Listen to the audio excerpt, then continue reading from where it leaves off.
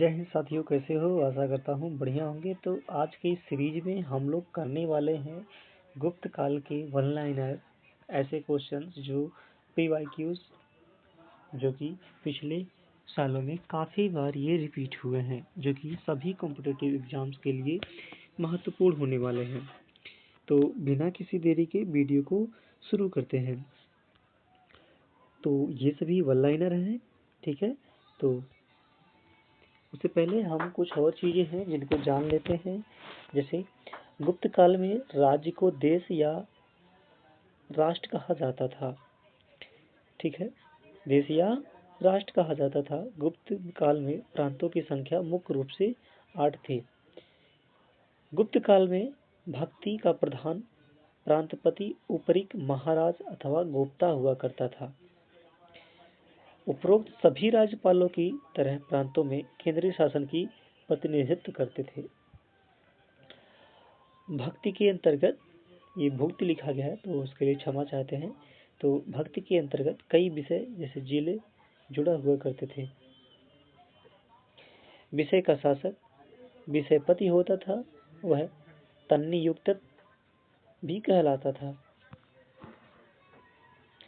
अब one liner पे आते हैं। गुप्त वंश की स्थापना की बात करें तो गुप्त वंश की स्थापना 319 ईस्वी को हुई थी। कितनी हुई थी? 319 ईस्वी। और ये कब तक रहा? 319 ईस्वी से 540 ईस्वी। गुप्त वंश जो गुप्त काल चला वो 319 ईस्वी से 540 ईस्वी तक का चला, ठीक है। तो हुई कब इसकी शुरुआत, इसकी स्थापना कब हुई? 319 और 540 तक का, ठीक है। गुप्त वंश की स्थापना किसने किया था? तो गुप्त वंश की स्थापना श्री गुप्त द्वारा, जो उत्तराधिकारी घटोत्कच जो थे, ठीक है ना, उत्तराधिकारी घटोत्कच श्री गुप्त द्वारा किया गया था गुप्त वंश की स्थापना। गुप्त वंश की किस शासक ने महाधिराज की उपाधि धारण की? तो महाधिराज की उपाधि धारण करने वाले चंद्रगुप्त प्रथम थे, जो कि महाधिराज का उपाधि धारण किए थे। आर्यभट्ट कौन था? तो आर्यभट्ट थे खगोल वैज्ञानिक और गणितज्ञ। आर्यभट्ट किस वंश से समकालीन था? तो आर्यभट्ट गुप्त वंश के समकालीन था।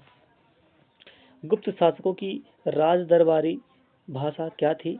तो गुप्त शासकों की राज दरबारी भाषा संस्कृत हुआ करती थी। कौन सी हुआ करती थी? संस्कृत हुआ करती थी। नेक्स्ट है, गुप्त राजवंश के किस शासक ने हुड़ों के आक्रमण को रोका?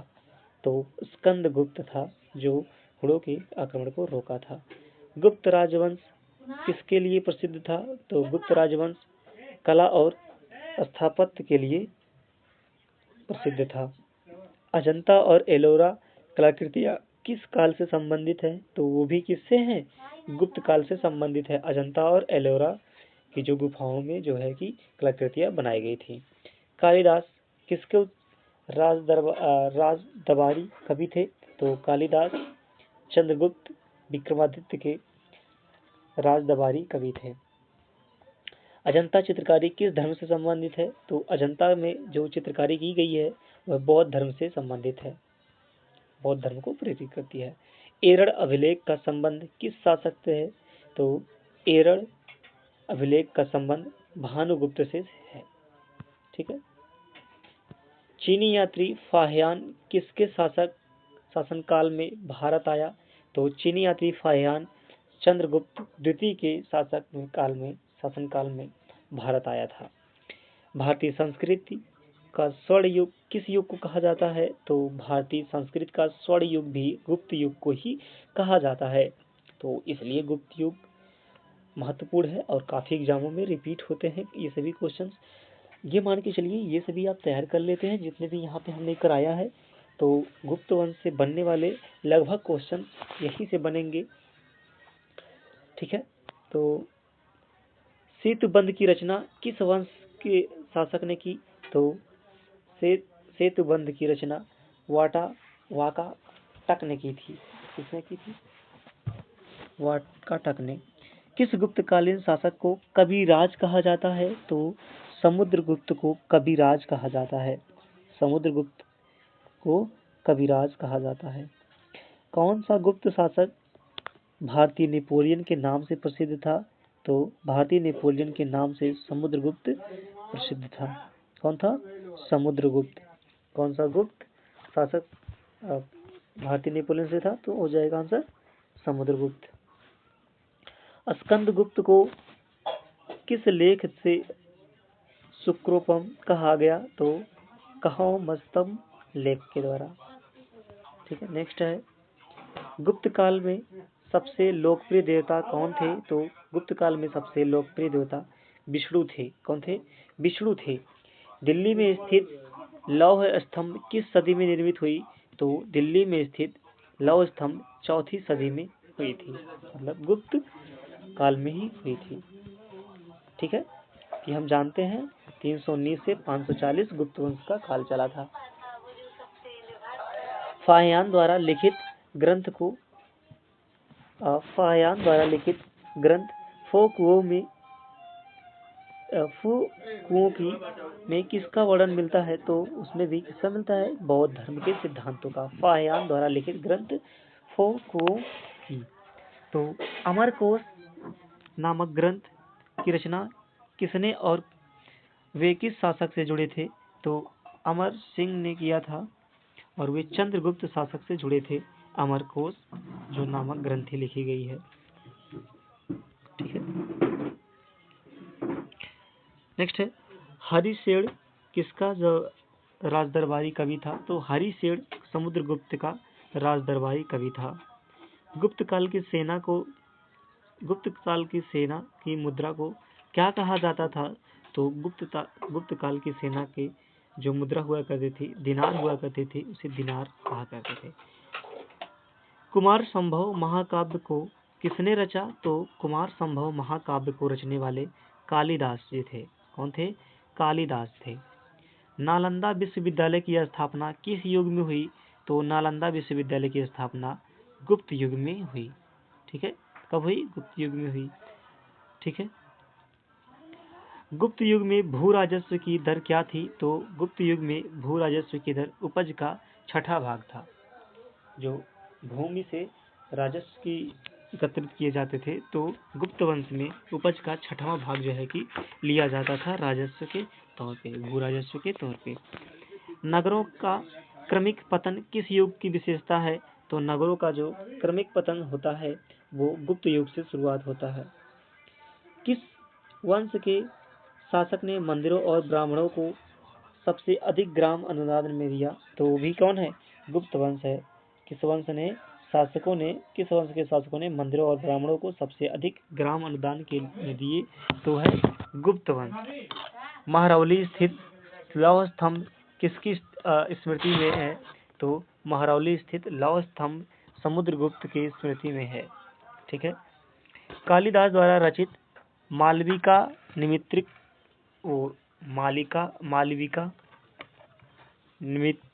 निमित्र नाटक का नायक कौन था? तो अग्निमित्र है। समुद्रगुप्त की सैनिक उपलब्धियों का वर्णन किस अभिलेख से है? तो आंसर होगा प्रयाग। किससे? प्रयाग से है। बाल विवाह की प्रथा कब प्रारंभ हुई? तो भी कहाँ हुई? गुप्त युग में हुई बाल विवाह की प्रारंभ। ठीक है ना, बाल विवाह की प्रारंभ कहाँ से हुई? गुप्त युग में हुई थी। सर्वप्रथम कौन सा ग्रंथ यूरोपीय भाषा में अनुवादित अभिज्ञान? तो कौन था? तो अभिज्ञान शकुंतलम। ठीक है, तो सर्वप्रथम कौन सा ग्रंथ यूरोपीय भाषा में अनुवादित हुआ? तो पहला होगा सबसे पहले अभिज्ञान शकुंतलम। सती प्रथा का प्रथम उल्लेख कहाँ से मिलता है? तो एरड़ अभिलेख से सती प्रथा का उल्लेख सर्वप्रथम मिलता है। किससे? एरड़ अभिलेख से। गुप्तकालीन सिक्कों का सबसे बड़ा ढेर कहाँ से प्राप्त हुआ? तो गुप्तकालीन का सबसे बड़ा सिक्कों का ढेर बयाना यानी भरतपुर से प्राप्त हुआ। ठीक है, किस गुप्त शासक को नालंदा विश्वविद्यालय का संस्थापक माना जाता है? तो आंसर हो जाएगा रूपक। आंसर हो जाएगा रूपक। कालिदास की कौन सी कृति की गिनती विश्व का सर्वाधिक प्रसिद्ध 100 कृतियों में से की जाती है। तो अभिज्ञान शकुंतलम कालिदास द्वारा रचित कृति 100 में की जाती है, प्रसिद्ध 100 कृतियों में से की जाती है, कृतियों में होती है। गणित का दशमलव प्रणाली के आविष्कार का श्रेय किसने दिया था? तो मौर्य युग ने मौर्य युग को दिया था। गणित का दशमलव प्रणाली के आविष्कार का श्रेय मौर्य युग को दिया जाता है। किस विद्वान ने गणित को एक पृथक विषय के रूप में स्थापित किया? तो आर्यभट्ट ने गणित को एक अलग यानी पृथक विषय के रूप में स्थापित किया था। ठीक है, नेक्स्ट बढ़ते हैं आगे। ठीक है, नेक्स्ट है गुप्त काल की प्रसिद्ध पुस्तक नवनीतकम का संबंध किस क्षेत्र से है? तो नवनीतकम का संबंध चिकित्सा के क्षेत्र से है। तांबे के सिक्के जारी करने वाला प्रथम गुप्त शासक कौन था? तो रामगुप्त था। मिहिर कुल का संबंध किससे था? तो मिहिर कुल का संबंध हुड़ से था। किससे था? हुड़ से था। कौन से गुप्त राजा ने विक्रमादित्य की उपाधि ग्रहण की थी? तो आंसर हो जाएगा चंद्रगुप्त ने। ठीक है ना, आगे बढ़ते हैं। किस गुप्त शासक ने दक्षिण में 12 राज्यों पर विजय प्राप्त की? तो दक्षिण में 12 राज्यों पर विजय प्राप्त करने वाला समुद्रगुप्त बना और समुद्रगुप्त ने पाया, विजयी पाया। ठीक है, तो सर्वराजोक्षता की उपाधि किसने धारण की? तो आंसर हो जाएगा समुद्रगुप्त ने। समुद्रगुप्त प्रथम ने गुप्त संवत की स्थापना कब की थी? तो गुप्त संवत की स्थापना वही 319 ईस्वी में हुई थी। गुप्त संवत एवं शक संवत में कितना अंतर है? तो 241 वर्ष का अंतर है गुप्त संवत और शक संवत में। ठीक है, किस वंश के शासकों ने चांदी की मुद्रा का प्रचलन किया? तो गुप्त वंश के शासकों ने चांदी के मुद्राओं का भी प्रचलन। आगे बढ़ते हैं। नेक्स्ट है किसने समुद्रगुप्त को भारत का नेपोलियन कहा? तो समुद्रगुप्त को भारत का नेपोलियन कहा जाता था। तो वह किसने कहा था? किसने ये नाम दिया था? तो विंसेंट स्मिथ ने। तो विंसेंट स्मिथ ने दिया था समुद्रगुप्त को नेपोलियन का दर्जा। ठीक है ना, भारतीय नेपोलियन जिसे कहा गया था। तो गुप्त काल में प्रमुख शिक्षा केंद्र कौन से थे? तो प्रमुख शिक्षा केंद्र पाटलिपुत्र और उज्जैनी, यानी पाटलिपुत्र मतलब वर्तमान जो पटना है वो, और उज्जैनी। ठीक है, गुप्त वंश का अंतिम शासक कौन था? तो गुप्त वंश का अंतिम शासक विष्णुगुप्त थे, जो कि अंतिम शासक थे गुप्त वंश के। सती होने का प्रमाण बार कब मिला है? तो सती होने का प्रमाण सती होने का प्रमाण प्रथम बार कब मिला है? तो आंसर हो जाएगा 510 ईस्वी। ठीक है, 510 ईस्वी। सूर्य सिद्धांत नामक ग्रंथ किसने लिखा? तो सूर्य सिद्धांत नामक ग्रंथ आर्यभट्ट ने लिखा। किसने लिखा? आर्यभट्ट ने लिखा। नालंदा विश्वविद्यालय की स्थापना कब हुई? तो नालंदा विश्वविद्यालय की स्थापना 415 से लेकर 454 ईस्वी तक चला। ठीक है, 415 से लेकर 454 ईस्वी तक नालंदा विश्वविद्यालय का स्थापना चला।